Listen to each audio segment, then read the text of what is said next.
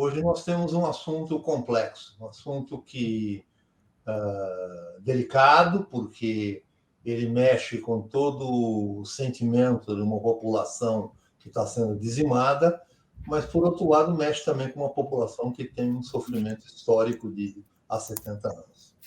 E esse desastre humanitário que aconteceu e vem ocorrendo há 70 anos, ele acontece na região da Palestina e se deve basicamente a dois fatores.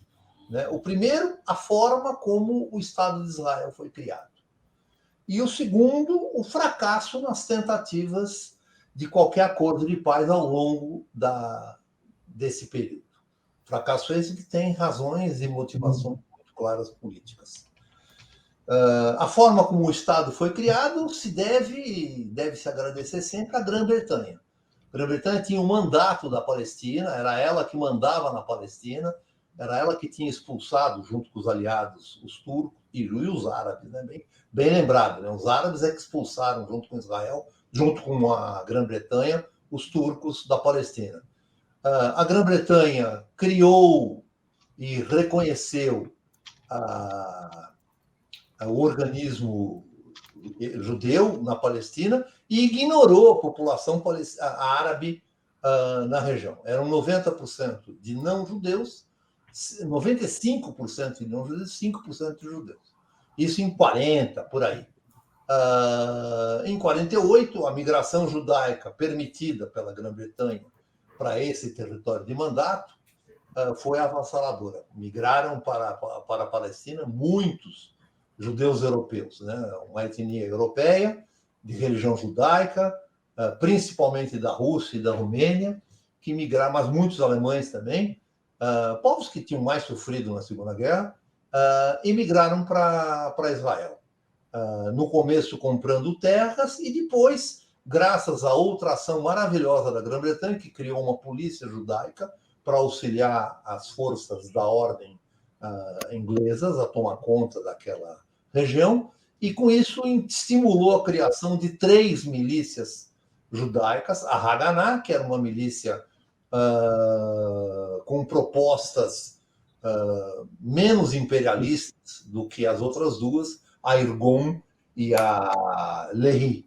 A Irgun, que era chefiada por Menachem Begin, que ao longo da história recente fez alguns massacres também por conta dele. A Lehi foi extinta, depois se fundiu com a Irgun. A Irgun e a Lehi eram milícias de extrema-direita, imperialistas, teocráticas, e são conhecidas pelo desastre que eles promoveram em 47 da eliminação daquele vilarejo árabe,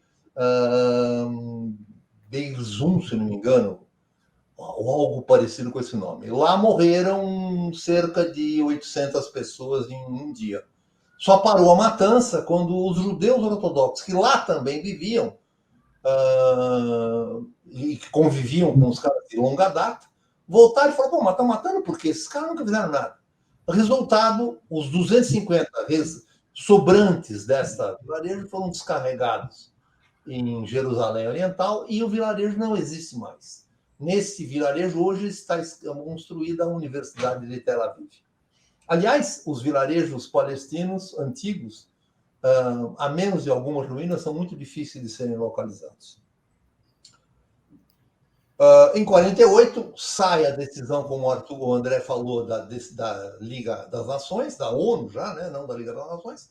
Israel é criado e os árabes se levantam em pé de guerra, não percebendo que eles não estavam preparados para essa guerra. E o resultado da guerra de 48 foi que eles perderam metade do território que a ONU lhe tinha designado.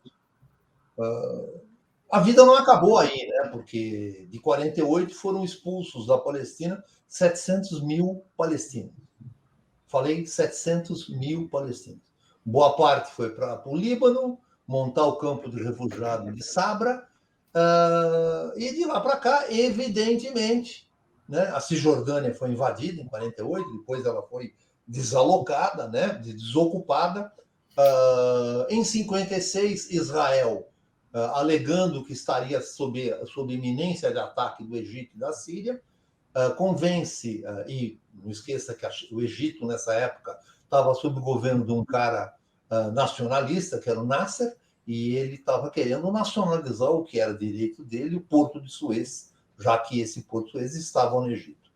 A Inglaterra e a França, interessadas em manter o controle sobre o Porto de Suez, ajudam Israel, e Israel avança em cima do Egito e das colinas de Golã. Nesse episódio, por incrível que pareça, os Estados Unidos e a Rússia entraram, nem tanto por incrível que pareça, né? Porque para eles também não interessava ter um Porto de Suez na mão da Inglaterra e da França, né? Entraram no ar e falaram: opa, para com isso e vamos deixar dessa história.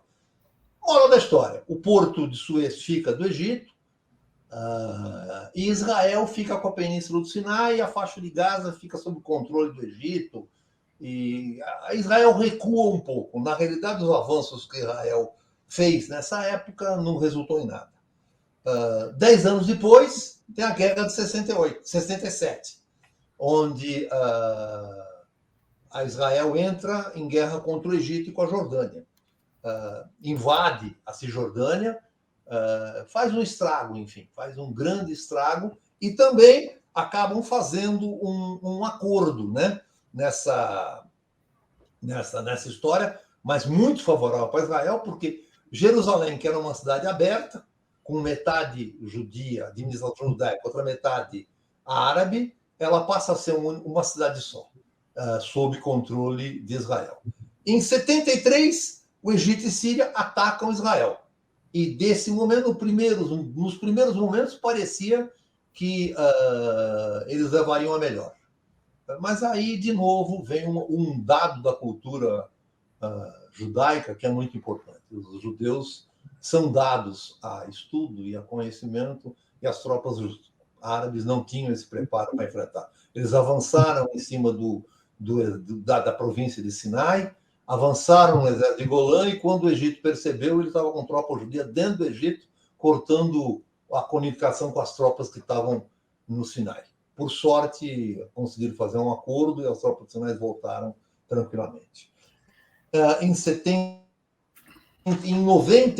82, teve a Guerra do Líbano. Estava quase esquecendo de 82. 82, com a Guerra do Líbano, teve um massacre que o Menachem Begin ele invadiu. O Hezbollah, nessa altura, era muito fraco, e ele fazia provocações.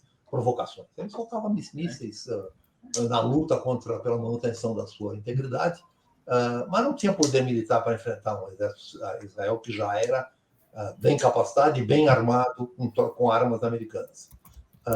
Menachem Begin invade o sul do Líbano, aliando-se a milícias cristãs. Aí a gente pode falar um dia que vocês quiserem de Líbano. Líbano tem um governo tripartite, né? Cada hora é um que governa, e nesse momento episódico a minoria cristã estava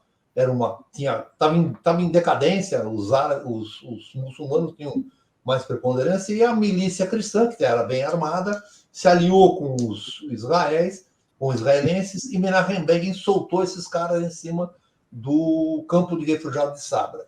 Aparentemente foi coisa de 20, 30 mil mortos nesse campo de refugiados. Mas em 93, o mundo teve a grande oportunidade de dar certo. Tinham 3 líderes interessados na paz. Era Bill Clinton, que fez muito esforço, verdade seja dita. Isaac Rabin, que concordou em conversar sobre a questão, mesmo tendo uma posição de força que lhe permitia não conversar, mas aceitou. E Yasser Arafat, que é um cara importantíssimo no movimento de libertação da Palestina, era um cara que lutou desde 48, foi exilado, quando invadiram o Líbano, ele teve que fugir para Tunis.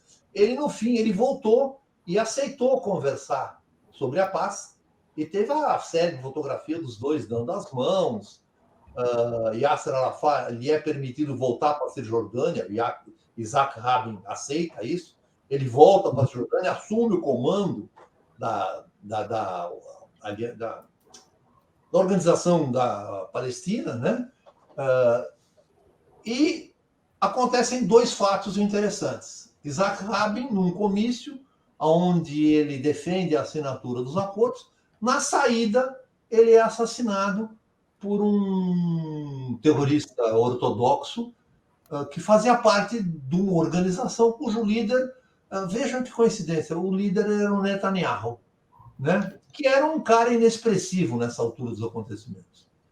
Apesar da organização dele ter um membro envolvido no assassinato do Isaac Rabin, esse cara consegue ganhar as eleições sobre o Shimon Peres, que era outro político israelense interessado na paz. Alguns anos depois, misteriosamente, o Yasser Arafat é envenenado, morre envenenado. E aí, o Abu, que assume o comando palestino, não tem o peso do Yasser Arafat. A Al-Fatah, que era uma força laica e importante na faixa de Gaza, ela começa a sofrer uma oposição do Hamas, que é um movimento religioso, teocrático, de resistência palestina. E, por incrível que pareça, existe uma tendência muito forte que afirma que o Hamas foi incentivado pelo governo israelense a crescer. Vocês já viram algo parecido no Afegão, né? Talibã, Estados Unidos contra a Rússia, que estava lá invadindo. É meio parecido, mas enfim. O fato é que o Hamas expulsa a Al-Fatah de Gaza e assume o domínio da faixa de Gaza. E o Al-Fatah assume a Cisjordânia. A Cisjordânia é controlada a ferro e fogo pelo exército israelense. A administração palestina ela tem controle, acho que, de educação e saúde, mas para isso ela depende dos repasses de tributo que o governo israelense faz. Ela não tem domínio do território. O território da Cisjordânia é continuamente... As vilas que existem são aterradas para a construção de novos assentamentos de novos judeus, e aí são os colonos mais reacionários que tem, esses daí. E no fim, nós chegamos na situação que nós estamos. Nós temos um ódio latente da população que é oprimida, né? E um ódio latente da população que invade e se acha messiânica, e se acha salvadora de Deus. Parte do Estado de Israel é contra tudo isso, né? Mas o fato é que Netanyahu está no poder. E é importante lembrar as palavras do Netanyahu, porque ele não tem só ministros de extrema-direita.